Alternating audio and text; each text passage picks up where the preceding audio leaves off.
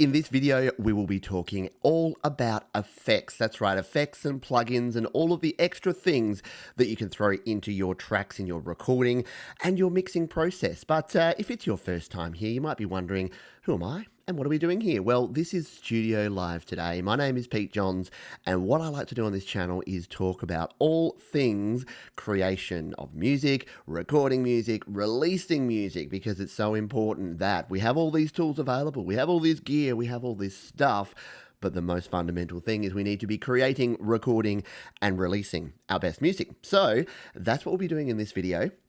If you are here for the first time, consider subscribing, because that's a thing you do on the YouTube. And if you get value out of this content, I'd love it if you hit like, leave a comment, share it with someone else that's into music, into recording, and wants to do that. So let's go into the format. So I like to value your time. So I've got sort of two different sections I do these shows in. We jump into the start and I do a 10 to 15 minute kind of quick fire version. So that's where I'm going to go through all of the information in a very quick format. If you've got 10, 15 minutes and you just want to hang around for that, you can do that.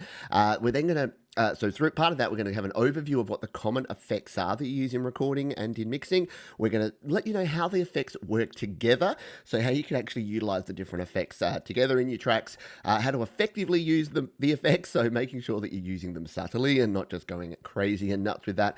We're then going to jump in and answer some questions from the live stream. So if you're here live and you have questions or comments or anything you want to throw out there, please throw that in the chat as we go along. If you're on the replay, don't worry, you don't miss out. Leave me a comment. I get back to every comment that's left here. I make sure I respond to those.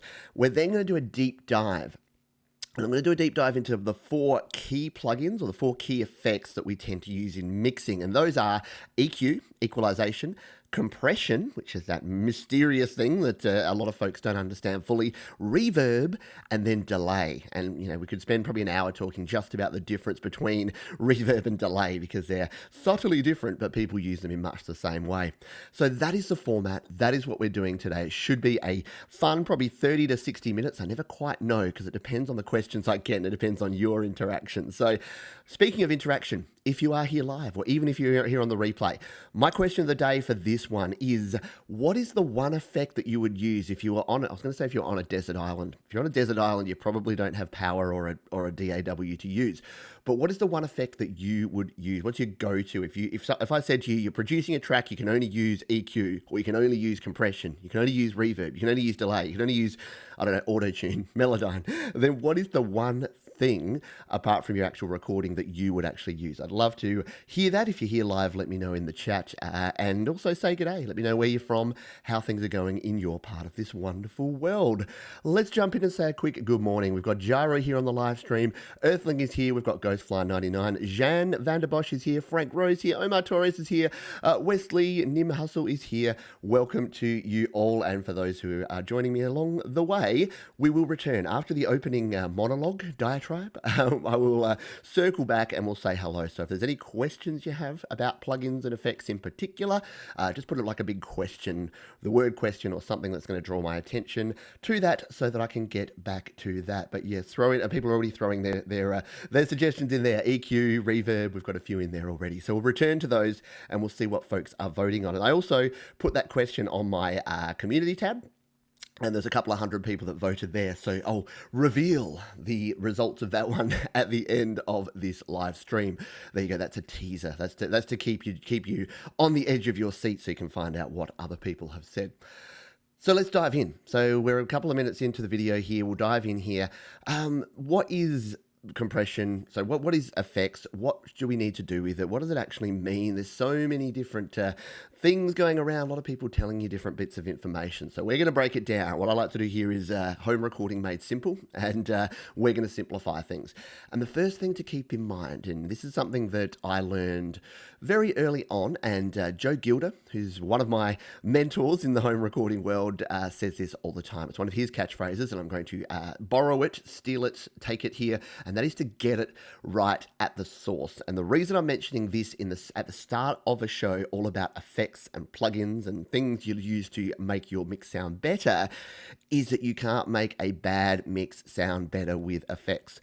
That's pretty important, so I'm going to say it again. If you've got a bad mix, you cannot turn it into a good mix using effects. Effects can enhance an already well recorded and well mixed track. So, what do you need before you start throwing effects around the place? You need to get it right at the source. You need to record in your audio well, and then you need to be able to mix it and balance it well. You need to get a good balance in that original mix before you go ahead and affect it. Now that doesn't mean that you can't EQ a vocal as you're recording it, or you can't use reverb on the way in as an effect on one of your tracks. Of course you can, and I absolutely advocate mixing as you go. You don't want to mix everything totally flat and then get to the end and you've got this dry mix that you then have to throw all of your effects on. It's a pain in the butt, and it's not the natural way to record, because if you're recording a guitar part that should be soaking in delay, then stick that delay on and record your guitar part. But what I'm saying is, if you're going to start tuning every part of every vocal, you're going to start dialing in all of your reverb and your delay effects and start adding reverb to your master bus and all these things before you've actually got a good recording. Yeah, just be careful with that. Make sure you can do that, because effects can improve a good track. They can't fix a bad track. And I've said that 3 times now, so it must be important. So you don't need to use effects is the kind of the second point here, is that if you're listening to a track and you're like, this track sounds good, this track sounds exactly as it is. I've actually heard people ruin, for want of a better word, a good track by putting a bunch of effects on there. So what a lot of people do is they get to the end and they're like, I've heard Pete talk about EQ, so I better go in and just like throw some random EQ moves on these tracks. And yeah, he's always talking about compression. Maybe my tracks aren't balanced. They sound okay to me, but maybe I should just compress that drum a little bit because, compression's a thing. And maybe there's not enough reverb there. Yeah, let's turn the reverb up to like 50% wet and make sure that it sounds like I'm in an old dodgy church or something. So what I'm saying here is effects are good and they're useful and you can use them, but don't overdo them. And if your track sounds good already, maybe you've got enough natural reverb in the place that you're recording, and maybe you've got enough like natural sound that it's just going to sound good. So don't reach for the effects if you don't necessarily need them. The order of effects is something that a lot of folks don't think about. So when you are layering up your effects, and we'll show you some demos of this, because I'm gonna grab GarageBand on my iPad. I am. I can't do a show without mentioning GarageBand. So I'm going to show you a demo. So if you hang around for the second half, we'll actually be demoing what these effects actually do, how you dial them in, some of those settings. So if you're listening right now and you're like, Pete, I'm not into the theory, I'm into the practical. Well, guess what? You get both. So we're talking the theory right now. We'll jump into the practical in the second half here. So there is an order for effects. Is like, if you EQ first, do your EQ first, and then add your compression, and then add your reverb, then do your limiting at the end. Well, you generally do your limiting at the end, but there's a bit of this, like there's 2 different schools of thought around EQ in particular. And EQ is the equalization. So that's the balancing of your volume levels at different frequencies. So do you do that first, get your sound right, then add your effects? Or do you add all of your effects, your compression, your reverb, your delay, and then EQ at the end? Plus, do you do EQ on the actual plugins themselves if you've got them on a separate track? These are all questions that you need to ask yourself, or at least experiment with. And I did a video during the week, and I'm going to go mini rant, slight aside. There's no right and wrong way to do this. So if you are doing it a way that's working for you right now, then you may keep doing that. If you then watch a video by someone else and they say you always must, and again, always and must, 2 words that I don't agree with in music, you always must EQ before you add your effects, I would say you may choose to EQ before you add your effects, or you make it a great sound by putting compression, reverb, delay, and then EQing the whole lot at the end of your chain. So consider the order of your effects, because it is important and it does make it sound different. And when folks are starting out, they probably don't think that, because especially these days, you don't sort of think linear with music, because we're not actually plugging in through pieces of gear. Like, picture in your head the old days. I know it's hard for us. It's easy for us 40 plus, but if you're younger, the old days where you actually had analog gear, your chain would actually literally be a chain. The reason it's called an effects chain is you're plugging in to each individual piece of kit. So you would record through your EQ. That's the first part of your chain. You then might have a compressor, a separate compressor box in your chain. You then may have a reverb box in your chain. And then you may even have like some tape delay in your chain. And then you might go through like a hard brick wall limiter in your chain. And all of those things become your effects chain. Whereas these days, we just see a bunch of effects sitting. And that order is is still all important because that's the order that the signal of the audio will be processed in. And again, I'm harping on that a bit because it's a misconception that a lot of people ask me about. They're like, oh, it doesn't really matter, does it, what order I put these in? They're just all added to the track. Well, no, the audio is processed in order of the effects in your effects chain. All right, that's a long way to say a short thing. So what are the key effects? So let's just go in to the key ones, and we'll just give you a little bit of a quick overview. And then, as I mentioned, we're going to go in and do the full overview and practical demonstration in the second half. So the four key things, the four key effects, plugins, things, processing you can do on your track. Let's talk EQ. So EQ, the big E, big Q, stands for an equalizer or equalization. And what we're talking about with EQ, the way that I explain it, if someone says to me, I'm confused by EQ, I don't know what to do with it, I see all these dials or buttons or graphs or whatever, all EQ is a volume dial for the different frequencies of your track. So again, I'll say that again. EQ is a volume dial, volume slider for the different frequencies. So as opposed to your overall track volume that you just turn up and turn down, and that turns up and down all frequencies across the range. Everything goes up, everything goes down. Let's say that you've got your bass over here and your treble here.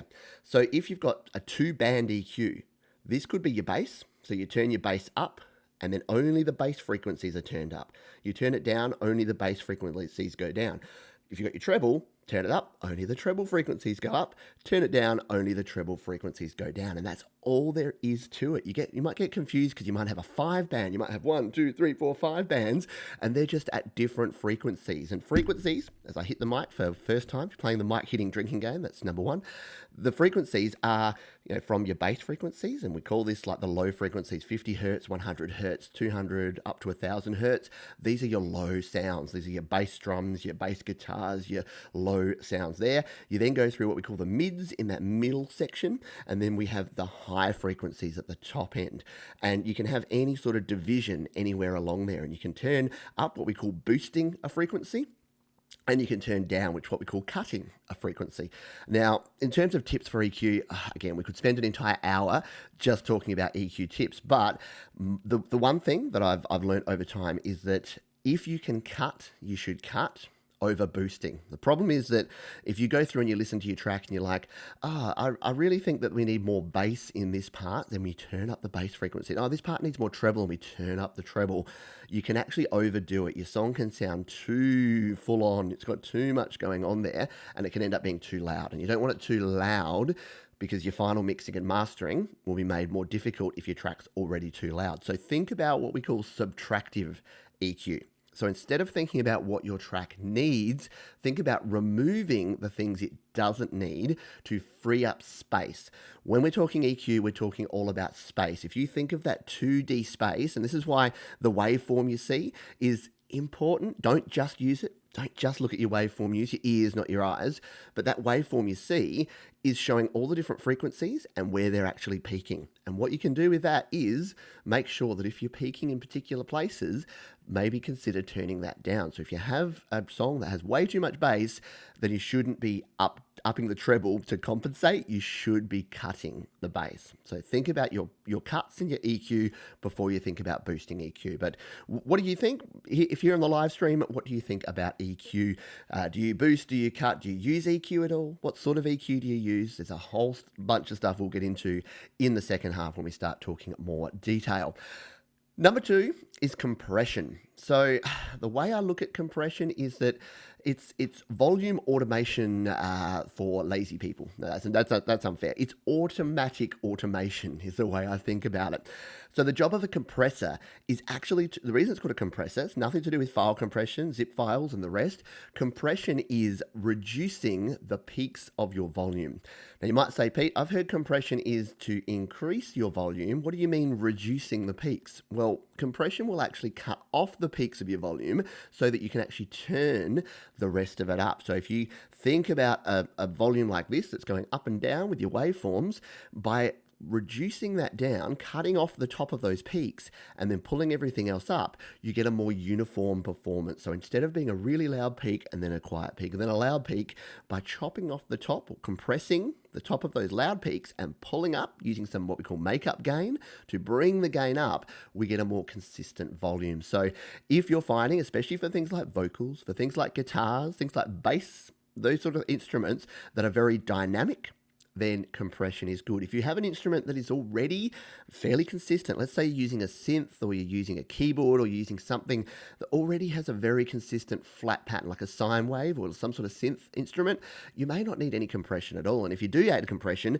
what you may be doing is over compressing and your sound may sound really bad. So consider that when you're compressing, that it is like an automatic version of automation. It's a way to manage and maintain a consistent volume throughout the entire track. And we'll show you a little bit about compression and the magic of compression when we get to that section in the second half again. Once again, I hope this is adding value for you. If you're here on the live stream, if you're on the replay, drop some comments, drop some chat down there. If you are here live and you want to support me through this, there is a super chat. You can press the super chat button. And if you want to throw a donation my way, I certainly wouldn't say no. Everything helps me out here on the channel and helps me continue producing this content, which I hope you find valuable. And if you do, hit the like button and that will make me happy too. Let's continue on. Reverb. So reverb is one of the most commonly used effects.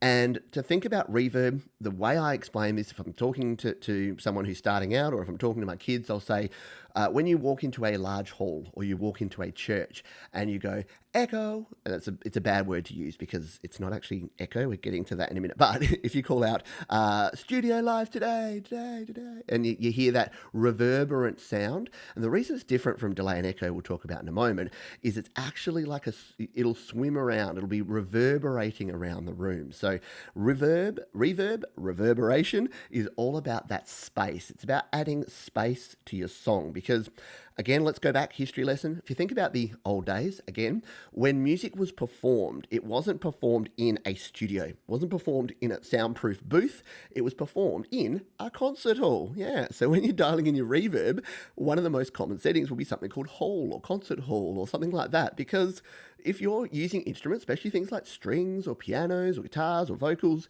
it's natural for us to hear them in a space, in a 3D environment, even though it's only really 2D, it's only left and right stereo generally, but you're hearing it in a space. It's not just boom, it's not just right there in front of you. So what reverb does is it adds that spatial element to your song. It means that it can sound more full, and between you and me, it can mask some of the imperfections in your song as well, which is why some people overdo the reverb. So don't overdo it.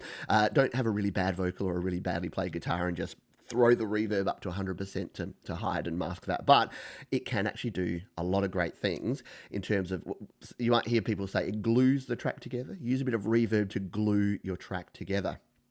And what they mean by that is if you take a reverb and every instrument or every track in there, you dial in at least a little bit of that same reverb, instead of it sounding like, say, 6 instruments independently played in a very dry studio environment, suddenly you bring those instruments into a real environment and it almost sounds like they're actually playing in a venue, in a live venue and on a stage, in a concert hall, whatever it is. So reverb, a very cool tool, something you should consider using in your tracks. Let's finish up with probably what is the 4th most common effect plugin used in music, and that is delay, sometimes called echo. And delay is exactly what it sounds like. It is where you take a part of a song and then you delay it so that you hear that same sound again. So I like to think of like old 90s punk songs where it's like, don't forget the delay, lay, on the very last word.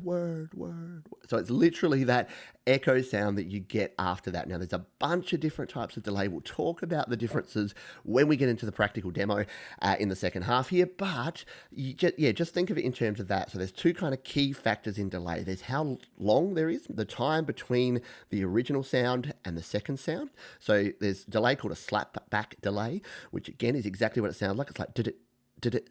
And what that'll do, the Beatles use that a lot in a lot of their tracks. It basically thickens up your sound, especially for things like vocals or things like guitars, because you hear that second sound slightly afterwards. Then it'll thicken up the sound. If you want that more sort of effect that I showed before, you'd have a longer period. You'd maybe have like half a second or even a 1 second time between that first hit and then all the delays and things like drums. Even you would have heard that in, like, again, big old school 90s, number two, hit the mic, old school 90s songs where it's like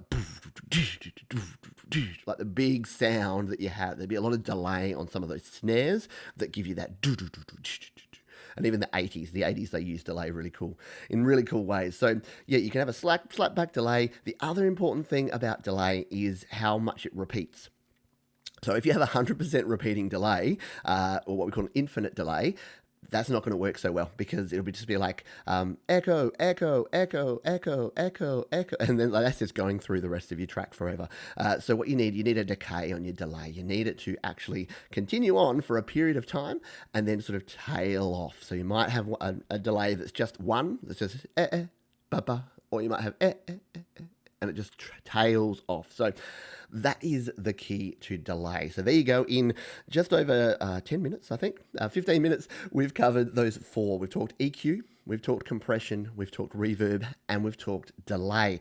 There are a heap of other effects. So you've got flanges, you've got choruses, you've got Melodyne for like auto-tuning vocals, you've got a bunch of other plugins. We don't have time today to go into every single plugin and every single effect, but these are kind of, in my view, the big four. But did I miss one? Let me know. Let me know in the comments here. Let me know in the chat, and I will circle back and cover anything that you would like me to. So that is it. That is the opening section. Thank you again for hanging with me for that. We're going to now jump over. We'll have a chat to the folks that are here, that are kind enough to be here live on the stream, and then we will circle back and we'll dive in and we'll show you in real time some of these actual effects that we have here. So I said hello to a few of the folks that we already have here. So Frank Rose says Reverb. That's his one. Earthling. Oh, Matthew Orrell, hello to you here on the live stream. Earthling said it would have to be EQ, I guess. Yeah, EQ is definitely an important one. David Thiessen, hello to you, sir. We've got Dizzy Beats here. How to make your tracks push out more out of the speakers. Interesting, yeah. So a bit of compression may come in handy for you there. Hang around and we'll show you some compression. Gyro says use limiter to raise volume, use less effect, it will help, and use gentle effects such as reverb, delay, and such. Yes. David Thiessen, lately I've been using the visual EQ towards the end of the mixing to find a place in the mix for a certain instrument, and usually it's bass. Yeah, bass can be one of the hardest instruments or the hardest frequencies to find a place in the mix. It's really easy to underdo and have your mix sounding really lifeless and limp, and it's really easy to overdo and have your mix sounding too bassy, especially if you're mixing on headphones and then you transition to like a big stereo system in your car with a subwoofer. That can be really challenging. So yeah, reference your mixes, folks. And what I mean by that is take your mix and play it on headphones, on earbuds, on speakers, in your car. Reference it as many places as you can. Come back, tweak your mix, reference it again. You're not going to get it perfect on every listening device, but if you get it close, if you can get it to the point where it's somewhere there in that middle zone, then it's going to sound better and it's going to translate better. Dizzy says, anybody got SoundCloud? I do, PeteJohns.com. No, what is it? SoundCloud.com/PeteJohns. I'm sure other people do as well. Pong Katie, hello to you. Yes, he said, I'll have to watch from the beginning once the stream is over. You sure will. Jed Jules, hello to you. Just learned something. Excellent. I'm glad. That is what I'm here for. We want to, hopefully we can impart some knowledge today. I always say I should open with this, but I'm not an expert on all this stuff. I mean, you might say, Pete, you're halfway through a live stream and you say I'm not an expert. What I mean by that is I can learn things, and everyone can learn things. As soon as you hit the point where you don't think you can learn things, I think you're actually going to degrade. You need to be growing. A growth mentality is a learning mentality, and that's definitely the way that I go. Omar Torres says, I use the compressor and auto-tune. Don't we all? I definitely don't mind a bit of auto-tuning. Gino, here late as usual. Hello from Chicago. Hello to you. Earthling says, it's like your stomach is too large, your pants will be too low at the crotch, so compress your stomach and they'll fit much better once you lift them up. Compression. That is the most unique and, an interesting definition of compression I think I've ever heard, and I may have to snip that, quote it, and use it in the future. I'm still processing it in my head. It's like your stomach is too large, your pants will be too low. Yeah, all right, I'm going to go with that. I like it. Rick Brown, hello, Ricky T. Brown. Good to have you here. And I think we're caught up. We have caught up, and we've got folks sharing their SoundCloud. It'll make me have to approve your SoundClouds, but yeah, if you want to share your SoundClouds amongst here for your own music, share it with each other. Yeah, check out each other's tunes. Absolutely. So there you go. Thank you to those who are here live. Once again, if you are here on the replay, feel free to leave your comments as well. Subscribe if you're not already. Hit the like button. And for those that are here live, the super chat button is there if you want to support me on the channel. So what we're going to do now is all things working well, by which I mean the technology not failing on me now. I'm going to set things up here. We're going to dive in. Now, because I use GarageBand on my iPad, and it's the most convenient way to share things here for me, that is what I'll be using. But the techniques and the processes and the principles I'll be talking about are completely transferable across every different platform. So don't think that if you're not using GarageBand on iOS that this won't be useful for you. It does translate across to everything. All right, we're bringing up my iPad here. I'm going to plug in the audio. Where has it put me? I do have an iPad on here somewhere. Oh, it's put it over on my other screen. Hold the line. Your call is important to us. And yes, I probably should have done all this before I started the stream. I'll reprimand myself later. Don't worry about that. All right, let's flick over. And here we go. We have my iPad on the screen. I've got my my iPad Air 2.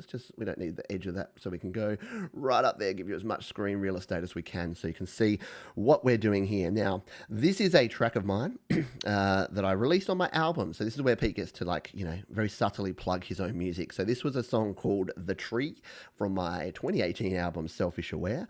And we'll just jump into the start of the song and give you a bit of a feel for how it sounds. It sounds a little bit like this.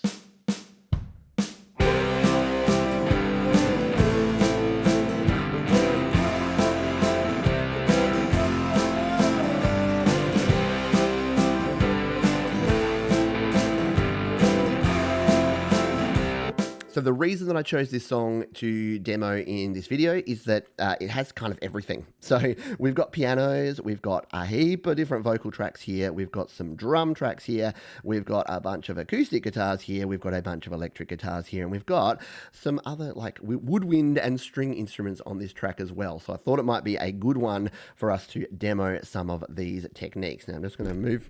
There's number 3. Again, if you're playing the drinking game of how many times Pete will hit his microphone during the live stream, that is number 3. You're feeling a little tipsy at this point in time. All right, just repositioning myself here. The first thing we're going to look at here is EQ. And to look at EQ, I'm going to grab my lead vocal here. So let's just solo the lead vocal. So we've got that whoa whoa bit at the start, but let's come into a point here where we're singing some vocals. It sounds like this. Now you're somewhere out of sight, and I'm feeling... And yes, you can hear the audio bleed. I recorded this to the band, so yes, you know that Pete does his vocals last, and he, I play my music a bit loud, so it's a little bit of bleed out of the headphones. Anyway, let's jump in and take a look at this. So the way that effects and plugins work here in GarageBand is that they're all on the track. Now, I won't go into a heap of detail, but if you're using other DAWs, you may have effects sends, so you may have an effect that's sitting on its own, just on a separate track, and then you send different tracks at different levels to that particular effect. So that's used for reverbs and delays. You may have a particular reverb that you really like. You dial that reverb in, and then you send every track in different amounts to that reverb. Now in GarageBand, we have to add it to individual tracks. So it's just one of the limitations. But there's, again, no right or wrong. It's just a different way to manage it. So here in GarageBand, we're going to tap on the little mixer icon, not the effects icon, Pete. The mixer icon, and our EQ, all of our effects here are in this plugins and EQ section. And this is where the order comes in. So you can see here in my order here, I've got noise gate, compressor, effect EQ, enhanced tuning, overdrive, track reverb, and visual EQ. So the EQ is the last thing. Now, what I was saying before is we could adjust this and make the EQ the first thing. And what we'd be doing is EQing the vocal and then adding all of the effects afterwards. But we're going to bring it back down to here because I like my EQ at the end of my particular plugin and effects chain. So to edit this visual EQ, we tap on the plugin here. And you can see here I've got virtually no processing on this. All I've got is a little cut there around 500 hertz and a little bit of a bass boost. And you might think that's a little bit weird in this sort of context because you wouldn't often boost bass, but I just found that this actually helped. And because the Visual EQ here in GarageBand only has 3 bands, it's a little bit difficult to actually use. So in fact, what I'm going to do, we're going to hit done. I'm going to actually add in, we'll tap edit, we'll just get rid of this effect EQ for now. I'm going to add in another EQ. We're going to add in an EQ. Whoops, we pressed the wrong button. We're going to add an EQ that actually has 5 bands. So we're going to add in the LRC5 EQ here, and we'll go edit, and we'll now drag this to the bottom of our chain. And the reason for this is that we've got a 5-band EQ, and this EQ will actually give us the ability to do different types of cuts and boosts. So this will give us a little bit more flexibility. So in its basic form, let's show you a boost and a cut and what that actually means. So I'm going to play the track, and let's boost some of these frequencies. I'll boost the bass, I'll boost the treble. You'll hear what actually happens when I do this. Like I'm kinda nervous. There we're boosting the bass.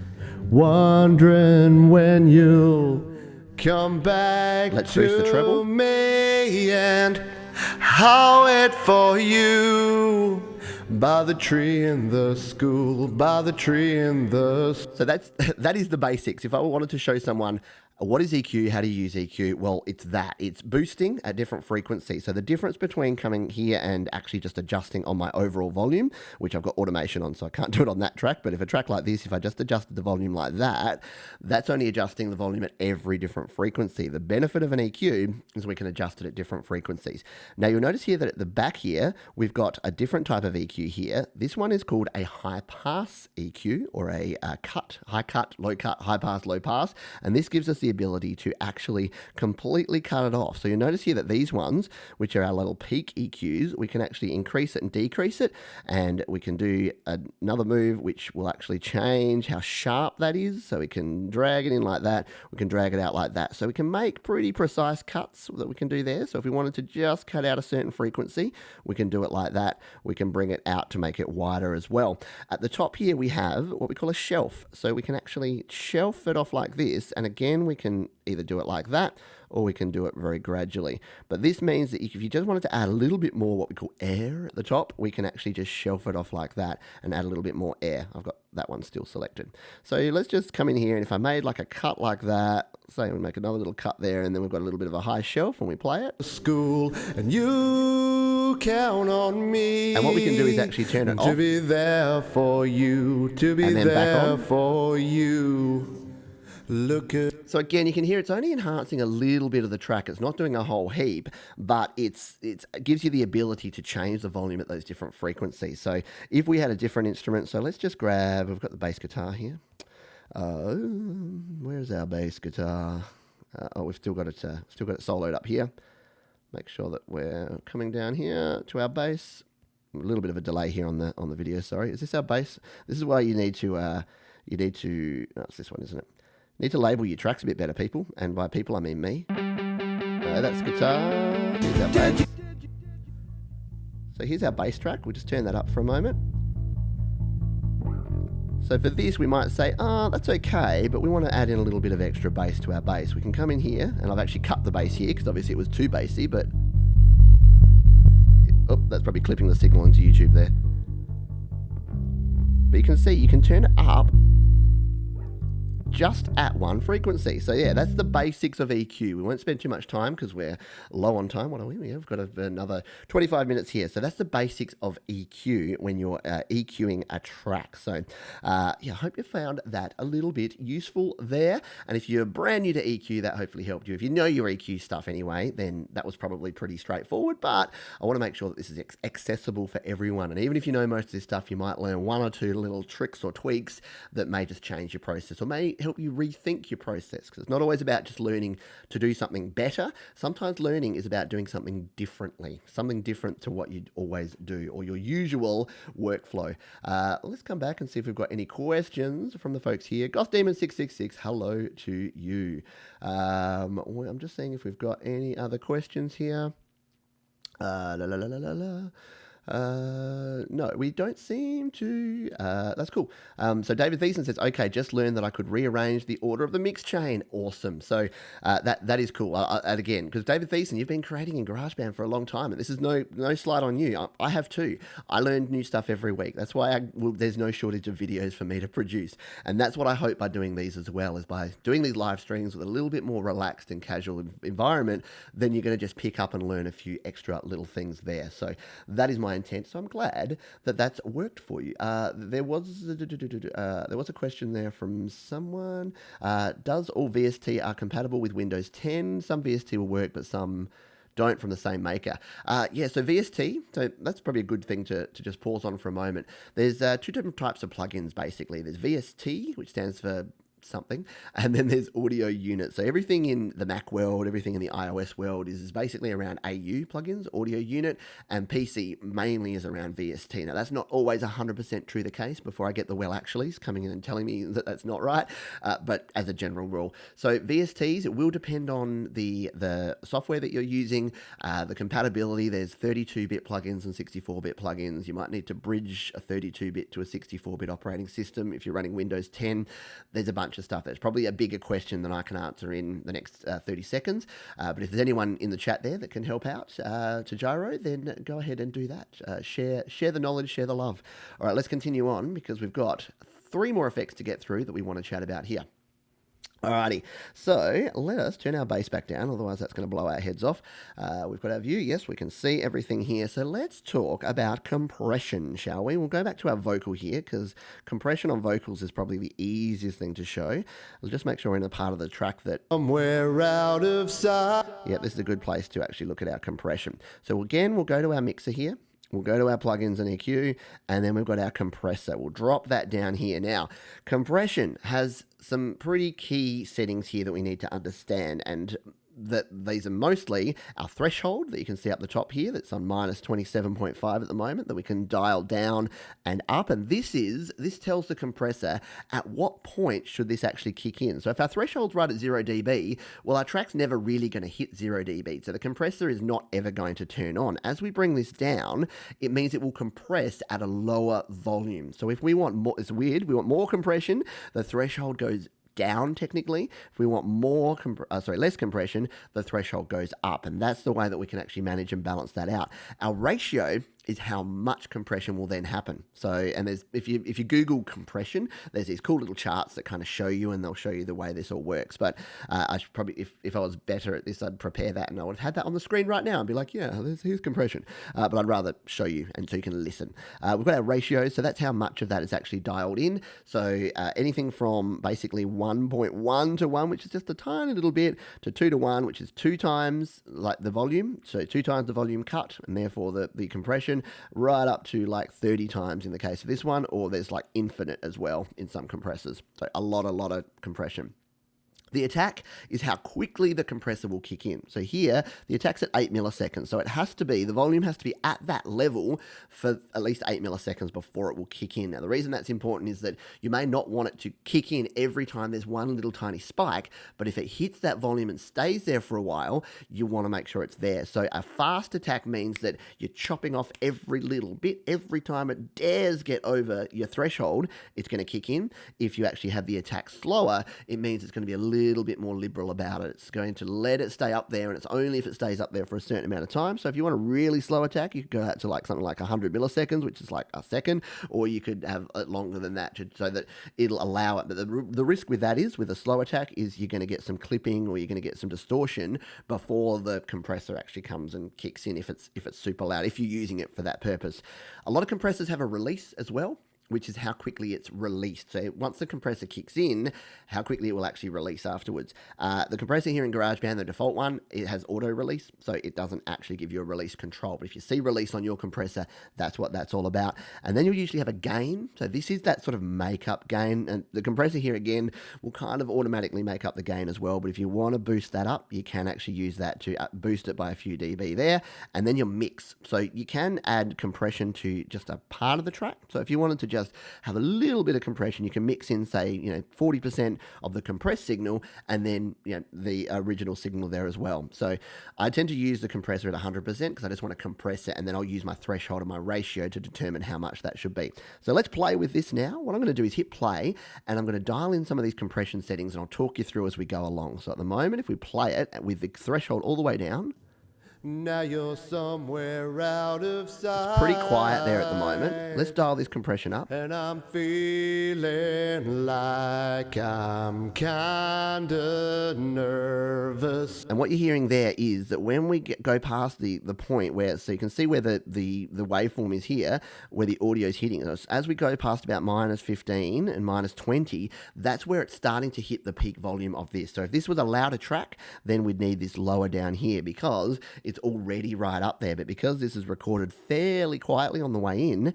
I'll tend to have to dial it down to here. So let's drop the ratio back now. So 1-to-1 ratio means it's not compressing. So regardless of where your threshold is, it's not going to compress. So let's play this. Wondering when and now we can dial up the ratio. Come back to me. A little bit of compression there. I'll wait for you. A whole heap of By compression. the tree in the school, by the tree in the school. And crushing it. You count on me. So what you may be hearing there is where we're getting better balance of volume, but we're losing what's called dynamic range. So the key thing to keep in mind, or the key caveat, warning thing to be concerned with compression, is that if you over compress, you'll remove all of your peaks and troughs, which is good for something like a drum beat. It may not be good for your whole track or something like a vocal. So when you are compressing, when you're using your compressor, keep that in mind, that you may not want to completely crush it all the way through. Especially for something like a vocal, you may want to dial this down. So I had this at like a 6-to-1 ratio, and had the threshold around here. So let's sort of bring it back into the mix, because the other thing with all this processing is you generally don't want to just do it in isolation. I'm doing it in isolation on solo mode here so that you can hear it and that you can get a feel for what each thing's doing. But when you're actually mixing, you want to be mixing with the rest of your tracks, because no one's listening to your solo tracks, right? They're listening to it in conjunction with the rest of your tracks. So let's play it back with the track now.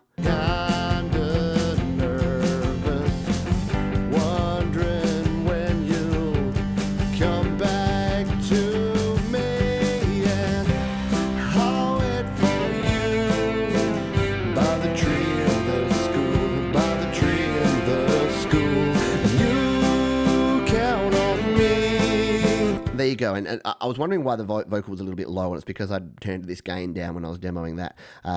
By the way, if you double tap on any of these, they'll go back to their default value.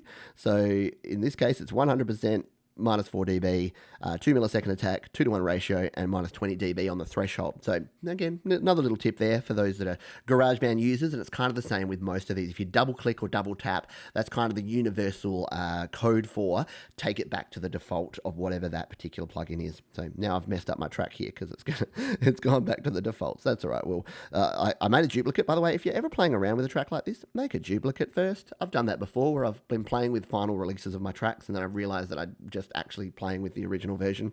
Not good times. This is a duplicate, so that's cool. So there we go. That is our compression, and I hope you found that interesting, useful. Did you know all that already, or did you pick up some advice and some tips on there? Let's come back and have a look. No, we don't have any additional questions, so that is good. Oh, we do here. I have an iPad Pro 2. Does my version have that 5-band EQ? This is from Wesley Nim Hustle, talking about the EQ. So it may not, but the EQ is a downloadable AUV3 plugin called LRC5. So it won't be on there by default, but you can actually download it. Just go to the App Store, search for LRC5, or even better, check out my video that I did. If you search Pete Johns LRC5 in Google's and the YouTubes, you'll come across my video where I demonstrate how to get it, how to use it. It's very cool. It's a free third-party plugin, and the Visual EQ does a good job, but LRC5 just does a better job, as you saw in that demo. So it's a handy one to have. How are we doing for time here, folks? We've got 15 minutes. We better jump in and talk some reverb and delay, or we're going to run square out of time. So let's come back in here. We've talked vocal for a while, so let's grab a guitar, because I kind of like some of the guitars that we have in this track. So we'll come in here and solo these guitars. So this is our guitar tracks in this song. So we've got a bit of a low guitar there, playing that sort of groove. And we've got our higher guitar. And I'll mention one thing here because I think I did it in this track. So there's my EQ curve for that track there. Here's my EQ curve for that track there. What I've done here is I've done something called complementary EQ, which is where you've got two guitars. You don't want them competing for the same space. So you'll notice here that what I've done is I've given a little boost in that sort of 500 to 1K range, and I've sort of cut it down in the top end in this first guitar. In this other guitar, I've done the opposite. So this lower guitar, I've kind of carved out the mids and the bass there, boosted the treble a little bit, and that can be a good tool with your EQ to use if you've got two of the same instrument. You want to use a different kind of sound, so use a different guitar or a different amp or a different amp sim in this case. Then you may also want to have different EQ curves, so you may want to make sure you're making space for one to stand out over the other one. If you're getting very muddy sounding guitars that don't sound like they've got enough space to breathe by themselves, this may be a tip that's going to help you out there. So again, we're not talking EQ now, but I thought I'd throw that one as a bonus out there. Now, I've realized that these are kind of my rhythm guitars. To show reverb and delay, why don't we go to my guitar here, which is the lead guitar for this. So you can hear there is both reverb and delay on this track. So we'll come in and see what we've dialed in to get that sound. So we'll come into our plugins and effects here. Now you can see there that we've got our master effects down the bottom. So we've got the reverb and the echo here. So if we tap on our master effects, we can come in here and we can tell it what sort of echo. So I've got a quarter note echo on here, and what sort of reverb. I'm just using the default reverb as my master effects. So if we'll look at the track effects first, and then we'll look at those master effects. So if we go into plugins and EQ, you can see we've got the tape delay on here. So that's one of the delays that's being caused there. We've got the visual EQ on that track as well. And then we've got reverb here. Now, I've kind of cheated a little bit on this track because I've also got some delay using a delay pedal out. Is it a delay pedal, or is it just on the actual amp? I think it might be on the actual amp in this case. Where are we? Come back to the amp here. Oh no, it is a delay pedal there. It's this one here. So it's the Vibe, which is a type of delay pedal. So didn't really cover that in this one, but let's just turn that off. So we've got a little bit there. If we add it back in. So yeah, there's other effects that we can add in here, but this has also got, I believe, a little bit of delay here. There's a tremolo. No, it's just on the other one. So let's come back out of there and go back to our plugins and EQ. So if we wanted to change this up, let's start with the reverb first. So let's turn this reverb all the way up and hit play.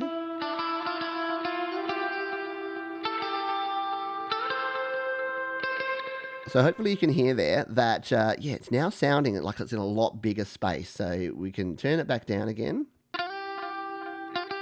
And then we turn it all the way up.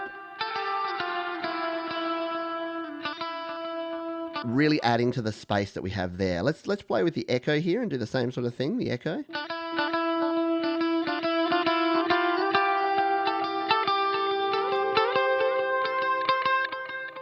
So we're layering up a bunch of echo, and you can hear you can hear that decay that we have on there. So what I might do, because this one already has a whole bunch of delay, let's actually go out and we'll find another track that doesn't have a heap of delay already. Do we have some? We haven't played with the pianos yet, have we? Let's use the piano because I think they're a pretty clean track to begin with. We'll turn off our guitars and we'll come and we'll give our pianos some love. So let's come back to a section.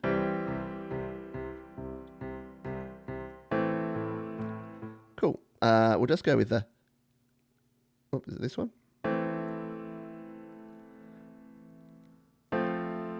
Yeah, let's go to a section where it's doing a little bit more interesting stuff. There we go. All right, let's come into the piano here. Let's look at what we've got here with the actual track settings. So you can see we've got a bunch of reverb in there already. Let's turn that off in our master effects and we'll come into our plugins and EQ. We'll edit this because we've got a bit of a blank slate here. So let's add in some track reverb to start with. And here's some of our reverb settings. So we've got the pre-delay here, which is how quickly it actually kicks in after the sound is hit. So the reverb is like a separate kind of thing that's happening here. So if you want it to happen straight away, so like it's actually hearing it, then you can do that. The pre-delay can just sort of delay that reverb effect as if it's like hitting a wall far away before it actually does. So you can dial that in there. Your spread is like the stereo spread, so how much that reverb is going to sort of spread around your track. Reverb time is important. So do you want it to be a really quick sort of reverb, like down at half a second, or do you want it to go on forever? High cut is just about a high cut filter that you can actually put on there, so you're not adding reverb to your low frequencies, and that's an important thing because you don't, like, low frequencies don't naturally reverberate as much as high frequencies. So if you had this all the way down here, you might find that, yeah, you're sounding too muddy in your mix there. And then finally, we've got wet and dry, so we can dial in how much of the reverb signal we want and how much of the original signal. So if we double tap all these to go to their default, double tap, double tap, double tap, double tap, you can see here we've got 100% spread, we've got a pre-delay of 10 milliseconds, reverb time of 2 seconds, high cut, 80% dry, and 20% wet. Let's hear what this sounds like. So it's a nice subtle effect. Let's pump up the wet. Let's add that reverb delay time. A lot bigger sound. Add the pre-delay.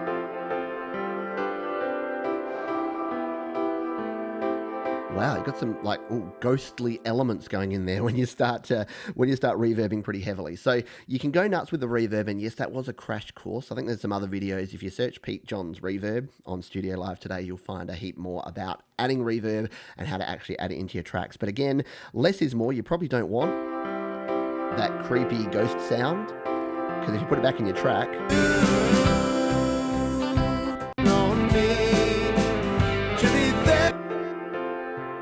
it's sounding a bit weird. So anyway, yeah, so there you go. That's the reverb. Let's use this same piano, because it's a nice simple sound, to show some delay. Again, we're going to go edit.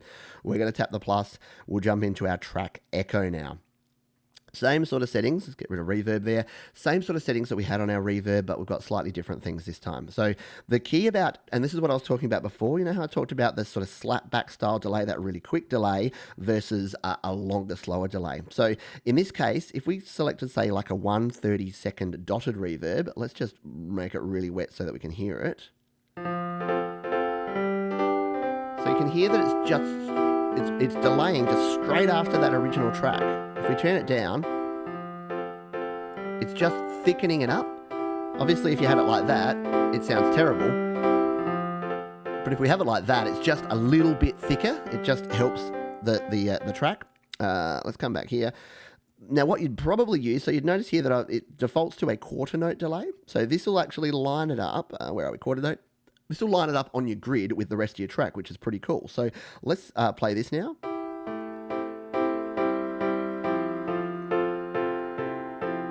So that's a bit weird, right? Because it's they're playing quarter notes anyway. So what I'd probably go with a track like this is either an 8th or a 16th note delay. So let's play an 8th note delay. And again, that sounds a bit weird. That sounds like I'm completely changing up. And you can use this. I think Ponkaty said you can use this to experiment, to actually change up your sounds. Like you can use it in your mixing just for a little bit of flavour, but you can also use it to completely change your sound. So let's hear a 16th note now. So that's closer to that kind of slapback delay. And again, on a piano, it's probably not going to work. On something like a vocal, it would probably sound a little bit better to have a delay like that. Let's come back to our vocal, and we'll go edit. We'll get rid of enhanced tuning. It's always dangerous. Get rid of your auto tune. Bring in a track echo.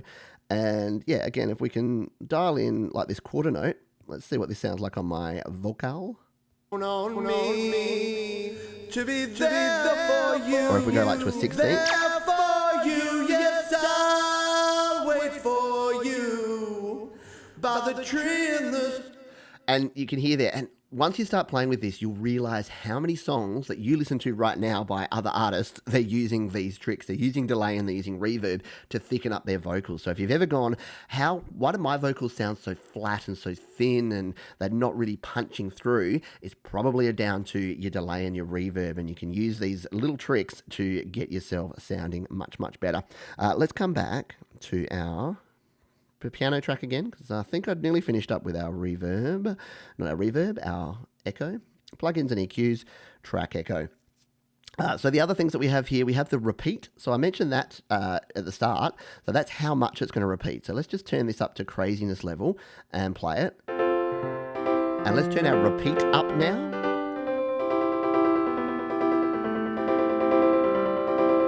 So putting like a high repeat value is really going to help you get that real sort of weird sound. If you're using synth sounds and you want that real bed behind you, you can do that. Obviously, in a sound like this, it's not going to sound super cool, so you'd usually leave the repeat down pretty low.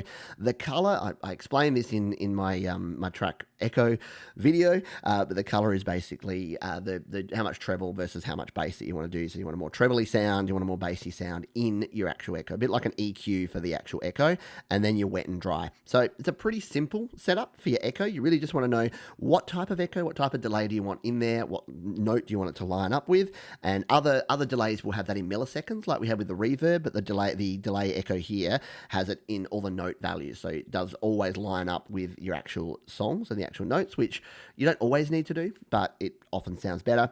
And then you can dial in how much wet and dry of that signal that you want to have there. So there you go. There is the track echo. Now there are 101,000 different effects that you can have in here. You can see just in GarageBand here, the stock plugins we have: Bit Crusher, Chorus, Distortion, Flanger, Microphaser, Overdrive, Track Echo, Track Reverb, Tremolo, and Vocal Transformer. And then in my audio units, I've got degraders, and I've got DAW cassette plugins, and Maxima from FAC, the Fuzz Plus, the Go-To EQ from Clevgrunt. I've got a heap of different audio unit extensions here, many of which I've reviewed right here on the channel. So you can scroll through the 500 plus videos I have here on Studio Live today if you want to learn more about some of those. But that is going to do it. There you go. We've got through in just under 60 minutes. We've got through an overview. Let's just recap on what we've done here. We've given you an overview on the most common types: the EQ, the compression, the delay, and the reverb. I've given you the high level overview, the theory. We've jumped in and we've looked at these in a practical demonstration. So I've been able to show you how to use EQ, how to use compression, how to use delay, and how to use reverb. And the technology didn't fail once. So unless it did, unless you're going to tell me afterwards, actually, Pete, your stream cut out halfway through and we didn't see the second half at all. Hopefully not. Hopefully it all worked okay there. So once again, the question of the day was, which one effect? You're on a desert island and for some reason they say, here's your DAW, but you only get one effect. Which effect do you choose? Which plugin do you use if you're on the live stream? Many of you have already told me, but leave a comment afterwards if you like. If you want that to stay there, the live chat is there if you can enable it on the replay, but much of it goes away. So if you want your witty repartee to stay on forever, then throw a comment in the actual comments after the video. If you got some value out of this is the 1 minute, by the way. I say every week, I give you 59 minutes on this live show. I give you 59 minutes of content, and then for 1 minute I ask you to just listen in and listen to some of my self-promotion stuff. But it's not as bad as it sounds. So a couple of things that I wanted to mention here. If you head over to studiolivetoday.com, that's my home on the web. Over there you can check out my gear guide. That's at studiolivetoday.com/gear. You can check out my merchandise. If you want to buy a t-shirt that looks a little bit like this, you can go to studiolivetoday.com/merch. Those here on the live stream, you can leave a super chat, which is a little $$ button down the bottom. And if you do buy any gear from the gear guide or from the merch site, obviously that's what helps me out here. And in fact, a quick mini announcement here. I am actually about to launch Patreon for this site, for Studio Live today. So I've had a few folks actually reach out and say, hey, was it Earthling or someone that said, hey Pete, I really want to buy you a burger. Set up a Patreon so I can actually donate and contribute so you can eat burgers. And I'm like, I love delicious burgers. I will do that just to get burgers. So yes, Patreon for burgers.com. No, it won't be that. But yes, no, there's other ways that you can support me through there. And of course, you can listen to my music. If you go to petejohns.com, you can actually stream or purchase a copy of Selfish Aware, my album, which this track that we listened to today called The Tree is featured on as well, so that you can check that out as well. Quick round back to the live chat to say goodbye. Luke Shaw Music's here. David Thiessen is here again. Draco Source says, is there a de-esser in GarageBand? There's not, but there's one made by Clevgrunt, which I'm reviewing soon, so keep an eye on the channel for that one. And next song's forgot. I think GB has pretty decent effects. I do too. Frank Rowe, thanks Pete, fantastic as always. Thanks Frank, I appreciate your support and being here live as always as well. Once again, if you're here on the replay, leave your comments below. If you're here on the live stream, thank you again for your time today. It's always awesome.